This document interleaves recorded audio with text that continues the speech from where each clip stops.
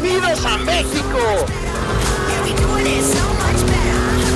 Forza Horizon 5 is yet another chapter of the Horizon series that now brings us to Mexico. You are a superstar racer invited to the Horizon Festival to show the best racing skills. Once you arrive, you meet some characters and a couple of dialogues, there won't be many of those. And you can also create your character and even choose your pronouns. I even put mine on the license plate so that nobody offends me.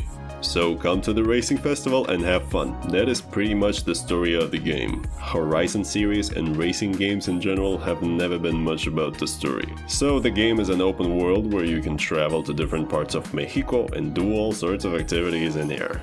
That is the beauty of the Horizon game. You do what you want. If you prefer, you can do solo career, or maybe you're into online racing, there's plenty of activities too. You like to tune your car, you can do it. Or if you're lazy, there is a button that allows you just to make the car the best it can be. Customize your cars, create racing events, buy and collect cars, visit beautiful historic and cultural places, smash experience boards, find unique cars, participate in special events, and many other things. Forza Horizon allows you to do whatever you want in a big open world. Whee!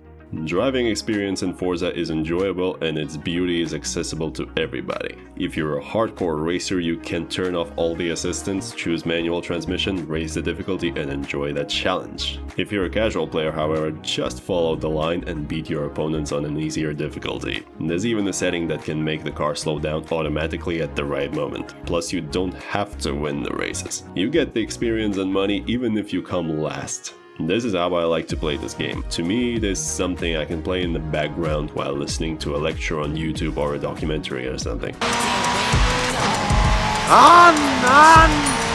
What I often hate in racing games is the fact that you always have to start with a crappy car, win a million races, save money, and one day you will be able to drive nicer cars. Here you start with already good cars and your collection will expand very fast as you gain level. You won't even have to buy cars often. Plus, in racing events you can drive any car you want and the opponents will adjust to you. Meaning if you want to drive an old car, your opponents will also drive something slow and old, making it a fair competition. I can't believe this story you're telling me. It's macabre. By the way, follow me for more Xbox Game Pass reviews. The game is gorgeous. The places you visit look phenomenal.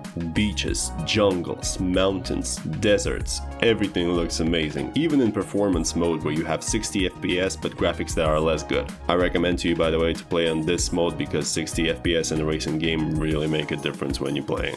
So overall, Forza Horizon 5 is an incredible casual racing game that will please you whatever your expectations are from a racing game. But there's gotta be a but, right?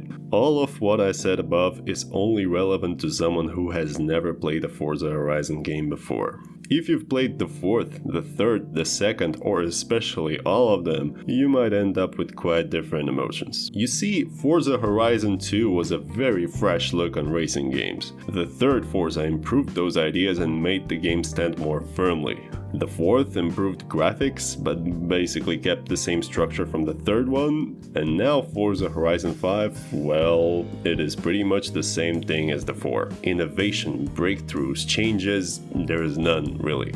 Sure, don't get me wrong, if you take something bad and then multiply it, it is a problem, we agree on that. But if you take something good and make more of it, it's a great thing, is it? And indeed, why would you want to change something that's already flawless? Except you see, Forza is not flawless. If the game is so perfect and there's nothing new to add, what about electric cars? What about motorcycles? Why not a bigger map? Allow me to change the colors of checkpoints, I'm tired of these green ones, I want different ones. Why not add planes and boats like in The Crew? Why can't I play a local co-op? Again, the game is very good, but don't tell me there are no new ideas, so that's why you recycled the fourth one here. There are plenty of things that could be added, but the developer and the publisher took the safer route that already works. And that leaves me disappointed, because really the game feels more like an expansion to Horizon 4 rather than a new chapter. At this point we have to admit that the game turns into a franchise that is going to be released regularly like Ubisoft games. A good and fun, but still recycled product. Thus it is hard for me to give final results. If you've never played the game, it would be a 9 for you. But for me, I will have to leave the game with a 6. Good work on adapting the system that works to a new gorgeous open world, but no amazement. I hope in their next game they will have the balls to try something new instead of following the same path. Feel free to follow me for more Xbox Game Pass reviews. Adios amigos.